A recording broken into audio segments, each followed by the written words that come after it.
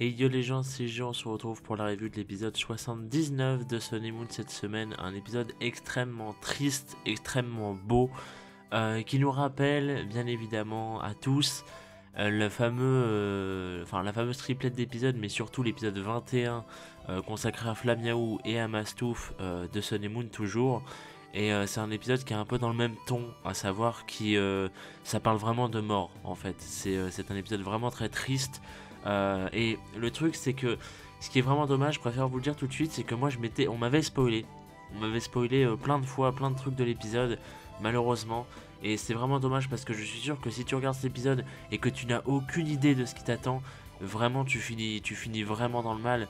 Parce que même moi ça a été dur un petit peu de me contenir. Alors je n'ai pas pleuré, hein, je préfère le préciser, je n'ai pas pleuré.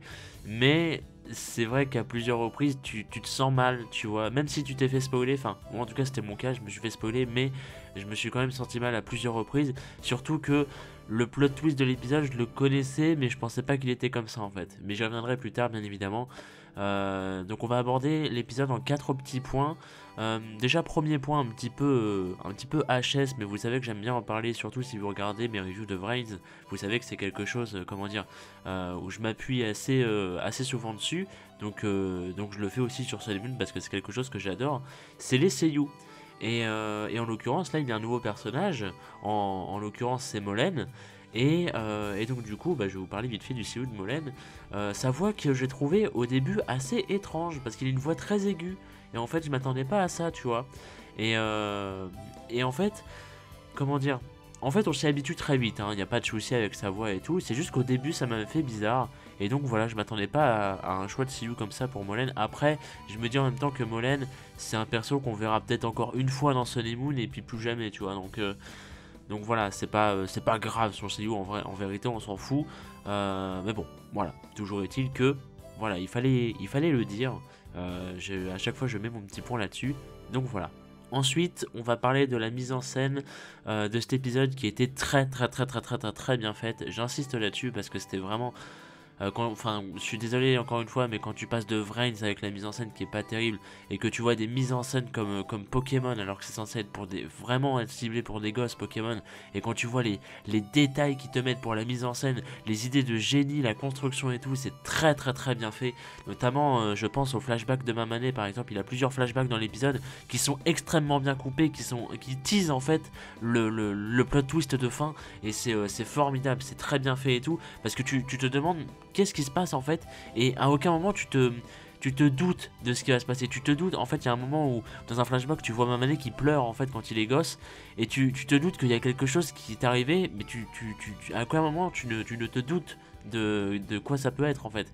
Et en plus de ça, tu rajoutes à ça dans l'épisode le comportement assez suspect de Molen, parce que Molen en fait connaît la vérité sur les méténos, et il sait en fait l'inévitable entre guillemets, et en fait le problème c'est qu'il a peur que justement ça choque les enfants, et donc il n'ose pas trop, tu vois. Il y a même un moment où il demande à comment il s'appelle, à Euphorbe, de il lui demande jusqu'à où est-ce qu'il veut que les enfants en apprennent sur Météno, tu vois. Euphorbe lui répond qu'il veut que les enfants sachent tout, mais Molen hésite, tu vois, parce il sait ce qu'il y a à la fin du voyage des méténos entre guillemets, et il a peur que ça choque en fait, tout simplement. Et c'est très bien fait, la mise en scène est très cool. Et, euh, et donc justement en fait plusieurs fois dans l'épisode on nous parle un petit peu, enfin Molen justement nous explique le fonctionnement entre guillemets des méténos, à savoir qu'en fait ce sont des étoiles en fait, et dans l'espace ils se nourrissent avec des poussières en fait, ils se nourrissent avec de la poussière tout simplement, et en fait ce qui fait que leur noyau va avoir une couleur différente en fonction de la poussière qu'ils vont absorber, vous voyez. Et donc du coup quand ils se crachent sur Terre, en théorie, alors pas toujours, c'est justement ce qui est dit dans l'épisode, en théorie leur coquille se brise, et c'est comme ça du coup qu'ils libèrent leur noyau, etc. et tout, mais il arrive des fois que les coquilles soient tellement dures qu'elles ne se brisent pas, et dans ce cas là il faut juste attendre qu'elles se brisent d'elles-mêmes, et puis voilà. Ensuite, après ça, en fait, si vous voulez, il y a tout un espèce de festival avec des méténos, etc., avec des méténos pardon, sans leur coquille, donc juste en forme noyau, quoi. Et donc en fait on nous explique que après ils doivent retourner dans l'espace, etc. et tout. Et le problème c'est qu'en fait justement il y a un météno qui justement est tombé et qui n'a pas cassé sa coquille, et donc du coup il se fait prendre en charge par les héros. Voilà.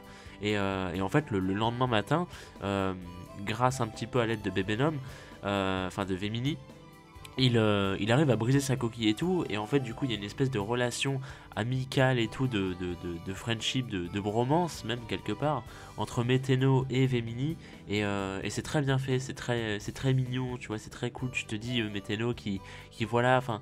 T'as Vémini qui se construit une nouvelle amitié, en plus de lui-même, tu vois, c'est pas genre Sacha qui lui a dit d'y aller et tout, non, c'est vraiment Vémini qui est curieux, tu vois, du fonctionnement des méténos, et du coup, voilà, et Météno qui lui est très réceptif, tu vois, donc y a aucun souci là-dessus, et, euh, et en fait, pareil, tu vois, dans toute cette optique-là, t'as tout le temps Mamané en plus qui, pour une fois, Mamané, franchement, je suis désolé de dire ça, Mamané c'est un personnage que je n'aime pas dans Sun et Moon, mais dans cet épisode, faut avouer qu'il a été très bien fait.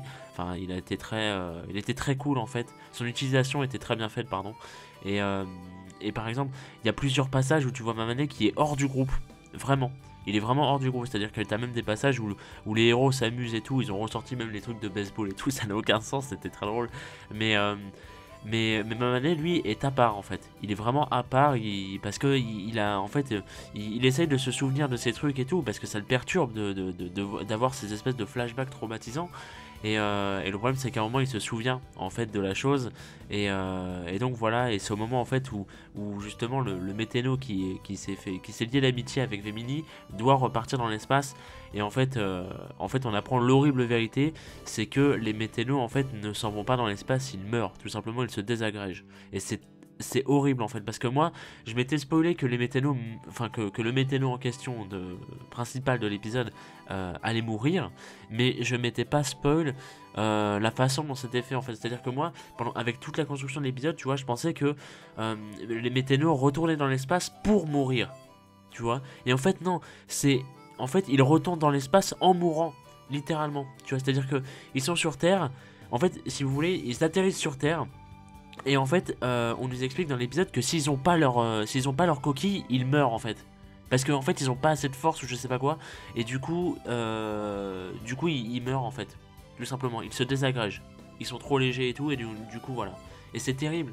C'est terrible, c'est vraiment horrible Enfin, t'as la fausse vérité comme ça et tout, et tu te dis, putain, c'est horrible. Et c'est la mise en scène, encore une fois, est très importante là-dessus. Surtout que les décors sont très beaux, donc tu rajoutes à ça, enfin, ça prend vraiment, tu vois. Et donc, du coup, tu vois le météno ami avec Vémini qui meurt et tout. Sacha, etc. comprennent. Le problème, c'est que Vémini, lui, en tant que bébé, bah, il ne comprend pas, tu vois. Et il y a une scène où Sacha, justement, prend Vémini dans ses bras et tout pour essayer de le réconforter, et Vémini ne comprend pas, tu vois. Et toi, t'es là en mode putain, c'est dur. et et c'est vrai que c'est dur. C'est vrai que c'est dur à voir parce que tu te dis, c'est beau, et Météno est un très beau Pokémon. Et tu pensais vraiment pas que sa durée de vie était si courte, en fait. C'est très éphémère. Et oui, le fait que Météno en fait littéralement se crache, et du coup en se crachant il perd sa coquille, et donc il meurt tout de suite après, il retourne dans l'espace en tant que fragment d'étoile, en tant que poussière d'étoile plutôt, devrais-je dire. C'est très beau en fait, c'est très beau, mais à la fois horriblement triste en fait. Et dans l'épisode c'était très bien appuyé et c'était très bien fait. Et pour une fois, oui, Mamané n'était pas chiant, bien au contraire, Mamané était intéressant. Et ça c'est très rare.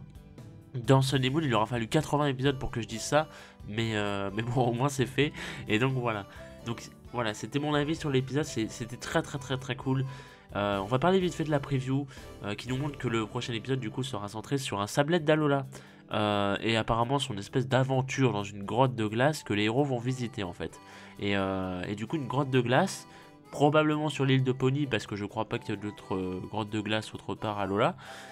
Donc ce qui est très bizarre, c'est que c'est juste dans le Grand Canyon de Pony, je crois. Et c'est... comment dire? Ah non, même pas. Attends, elle est où la grotte de glace? Non, c'est même pas à Pony. Si? Si, peut-être. Si, je crois qu'il y a une grotte de glace à Pony. Mais du coup, probablement ils vont retourner à Pony. Enfin, on verra la semaine prochaine. Mais si, il me semble que c'est à Pony. Hein. Mais du coup, voilà. Ça risque d'être assez intéressant. Beaucoup de spéculations se font sur, comment dire, est-ce que le sablette d'Alola va se faire capturer par Lily ou par Sacha. Est-ce que ce serait pas une feinte pour faire croire que le Goopix d'Alola, enfin Chillon de Lily va évoluer? Il y a beaucoup de spéculations sur cet épisode, donc on attend vraiment quelque chose. On espère que c'est pas juste un petit filler où ils vont se lier d'amitié encore une fois avec un Pokémon. On espère vraiment que ça va apporter quelque chose au groupe. C'est pour ça qu'il y a autant de spéculations, donc on verra bien évidemment tout ça la semaine prochaine. En attendant, merci à vous d'avoir regardé. Dites-moi vraiment votre avis sur cet épisode. C'est dans ces épisodes là où vraiment j'attends votre avis, parce que c'est un épisode qui est très très beau et qui mérite franchement d'être vu et d'être commenté, je pense. Et donc voilà. Donc merci à vous, rendez-vous à la semaine prochaine ou à demain pour la review de Brains, et des bisous.